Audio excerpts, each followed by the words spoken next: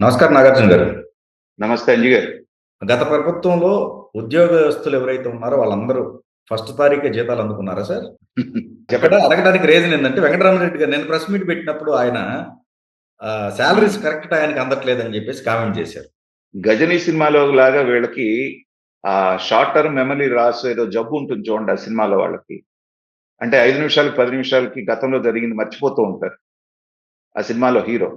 అలాగే వీళ్ళకి గతంలో జరిగినటువంటివన్నీ మర్చిపోయినట్టున్నారు వీళ్ళు. గత సంవత్సరాల్లో ఒక 3, 4 సంవత్సరాలుగా వీళ్ళ జీతాలు ఏ తారీఖున ఇచ్చేవాళ్ళు, ఆ ఇచ్చే టైంలో కూడా ఎన్ని రకాల ఇబ్బందులు పెట్టేవాళ్ళు, వాళ్ళకున్నటువంటి పీఎఫ్‌లో ఫండ్స్ ఎలా అయితే దొంగిలిచ్చారు, వాళ్ళకి రావాల్సిన బెనిఫిట్స్ ఇవ్వకుండా, ఇంక్రిమెంట్స్ ఇవ్వకుండా, డీఏ ఇవ్వకుండా చివరికి ఆహ్, ఐఆర్ తగ్గిచ్చేసి, తర్వాత పీఆర్సీ వేయకుండా ఏ రకంగా ఇబ్బంది పెట్టారనేటువంటిది జనాలు, ఉద్యోగస్తులు మర్చిపోయారనేటువంటిది వీళ్ళ భావన. సో, ప్రతి డిపార్ట్‌మెంట్‌లో వీళ్ళకంటూ కొంతమందిని, ముఖ్యంగా తన సామాజిక వర్గానికి సంబంధించినటువంటి వ్యక్తుల్ని తనకి సపోర్టర్స్‌గా తయారు చేసుకున్నాడు జగన్మోహన్ రెడ్డి గారండి. అలాంటి కోవర్ట్‌ల విషయంలో ఇప్పుడు మీరు చెప్పినటువంటి పేరు ఎవరైతే అతను ఉన్నాడో ఉద్యోగ సంఘాల ఆహ్, ఆహ్, లీడరు. అతను మాజీ ప్రథమంగా మాజీ. ఉంటాడు. ఆ! మాజీ. గతంలో ఎలక్షన్ కమిషన్ నిమ్మగడ్డ ఆయన వివాదం నడుస్తున్నప్పుడు ఇతను ఏం మాట్లాడాడో చూసారు గదా! సో, ఆత్మరక్షణ కోసం మేము ఎవరినైనా ఏమైనా చేసేటువంటి అధికారం గూడా మాకుందనేటువంటి మాట మాట్లాడి, చివరికి చాలా విమర్శలు ఎదుర్కొన్నాడు. ఆ రోజున గట్టిగా మాట్లాడినటువంటి వ్యక్తుల్లో ఇతనొకడండి. ప్రభుత్వం మారిన తరువాత అదొకటే కాదండి. వీళ్ళందరి నోళ్ళు పడిపోయి ప్రైవేట్ పార్టీ నిర్వహించినప్పుడు కూడా అవునండి. మొన్న గూడా మొన్న ఏదైతే ఉందో ఎలక్షన్ ముందు క్యాంటీన్ ఎలక్షన్స్ ముందు చేసినటువంటి దాంట్లో గూడా ఇతను వివాదాస్పదుడయ్యాడు. ఇతని కెరియరు, ఇతని యొక్క ప్రతి చర్య గూడా వివాదాస్పదం అవ్వటం అనేటువంటిది సహజం అంజి గారు. ఎందుకంటే జగన్మోహన్ రెడ్డి గారికి ఆప్తులుగా, సన్నిహితులుగా, హితులుగా ఉండాలంటే ఏ లక్షణాలైతే ఉండాలో, ఆ లక్షణాలన్నీ గూడా ఈ వ్యక్తిలో చాలా పుష్కలంగా ఉన్నాయి. జగన్మోహన్ రెడ్డి గారి మీద ఈగ వాలకుండా చూడటం, తర్వాత ఉద్యోగస్తుల వైపు నుంచి ఎలాంటి ఒత్తిడి వస్తున్నా దాన్ని విచ్ఛిన్నం చేయటం గానివ్వండి, వాళ్ళలో వాళ్ళకి చీలికలు తీసుకురావటం గానివ్వండి, ప్రభుత్వానికి అండగా నిలవటం అనేటువంటి విషయాల్లో ఇతను ఎలా ప్రవర్తించారు అనేటువంటిది గత 5 సంవత్సరాలు అందరం చూసాం.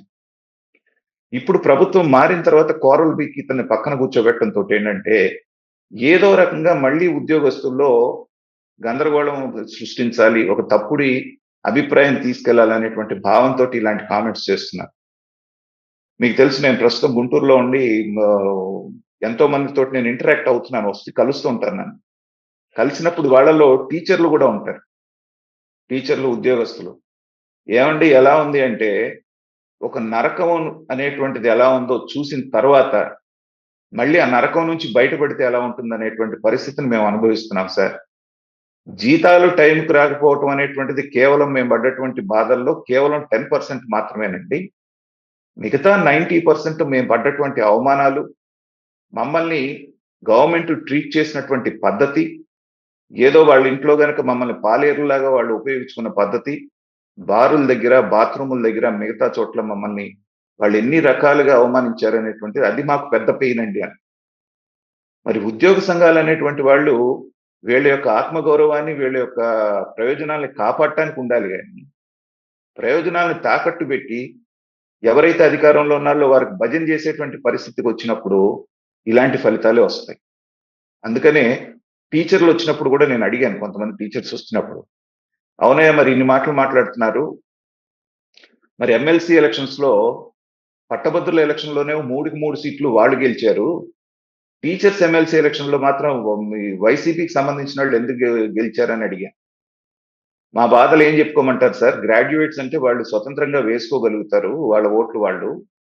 మమ్మల్ని ఎన్ని రకాలుగా బెదిరిచ్చారంటే ఎంఈఓల ద్వారాను, ఎడ్యుకేషన్ ఆఫీసర్ ద్వారా ఓటు గనక ప్రభుత్వ అనుకూలంగా ఉన్న వాళ్ళకి వెయ్యకపోతే మిమ్మల్ని సస్పెండ్ చేస్తాము, మిమ్మల్ని కేసుల్లో ఇరికిస్తామని రకరకాలుగా మమ్మల్ని బెదిరించడం మూలాన మేము తప్పనిసరి పరిస్థితిలో వేయాల్సొచ్చింది సార్.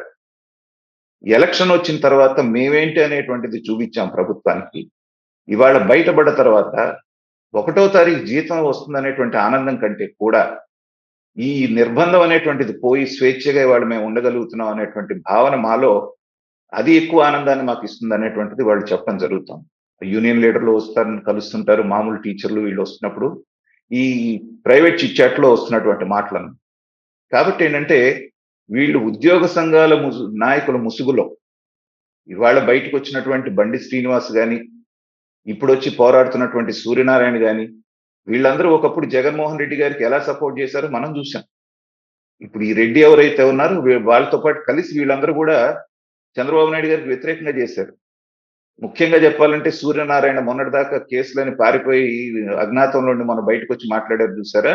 ఆ, ఆయన గతంలో ఏమనేవాడు, చంద్రబాబు నాయుడు గారు 43% ఫిట్మెంట్ ఇస్తే ఒక సభలో మాట్లాడుతూ, ఎందుకు ఇచ్చాడు చంద్రబాబు నాయుడు? కేసీఆర్ ఇచ్చాడు కాబట్టి తెలంగాణలో తప్పక మనకి ఇచ్చాడు. కాబట్టి మనం థ్యాంక్స్ చెప్పాలంటే ఎవరికి చెప్పాలి? కేసీఆర్కి చెప్పాలండి. హైదరాబాద్ లాంటి పాడికొండని పక్కన పెట్టుకొని అతను ఇచ్చినటువంటి ఫిట్మెంట్ ఏమీ లేకుండా అన్యాయం అయిపోయి రాష్ట్రం విభజించి తట్టా పుట్టా సర్దుకొని వచ్చినటువంటి చంద్రబాబు నాయుడు గారు ఇచ్చినటువంటి ఫిట్మెంట్ రెండు ఒకటేనంటండి. సో దానికి థ్యాంక్స్ కేసీఆర్ గారికి చెప్పాలండి. ఇలాంటి మైండ్ సెట్ ఉన్నటువంటి ఈ ఉద్యోగ సంఘాల నాయకులందరికీ కూడా జగన్మోహన్ రెడ్డి గారు సరైనటువంటి ట్రీట్మెంట్ ఇచ్చారు. ఈ 4 సంవత్సరాల్లో ఎలాంటి నరకం చూపించాలో, ఎంతవరకు వాళ్ళని అవమానించాలో, ఎంతవరకు అధపాతాళానికి తొక్కాలో తొక్కి చూపించారు. కాబట్టి చంద్రబాబు నాయుడు గారు ఇవాళ వాళ్ళకి దేవుళ్లాగా కనపడుతున్నాడు. సో ఇప్పటికీ కూడా మైండ్ సెట్ మారకుండా సొంత సామాజిక వర్గం ఈయన కాబట్టి జగన్మోహన్ రెడ్డి గారు ఆయన మౌత్ పీస్ లాగా మాట్లాడేటువంటి ఇలాంటి వెంకటరామరెడ్డి లాంటి వాళ్ళ గురించి వాళ్ళు మారరు. ఏదో ఒక కేసులో ఇతను ఇరుక్కోవటం ఖాయం. ఇప్పుడు మనం చూస్తున్నాం కదా, ఒక్కొక్క స్కామ్ అనేటువంటిది బయటకు వస్తోంది. త్వరలో ఇతని మీద కూడా ఒక స్కామ్ బయటకు వచ్చేటువంటి అవకాశం ఉంది. దాంట్లో ఖచ్చితంగా ఇతను ఉద్యోగం కోల్పోయినా కూడా మనం ఆశ్చర్యపోవాల్సిన అవసరం లేదండి గారు. కాబట్టి చేసిన తప్పుకి ఎవరి టైం వాళ్ళు వచ్చినప్పుడు ఎలాంటి ఫలితం అనుభవిస్తున్నారో మనం చూస్తున్నాం. ఖచ్చితంగా అలాంటి ఫలితాన్ని ఇతను కూడా అనుభవించే రోజు అతి దగ్గరలో ఉందనేటువంటిది నా భావన.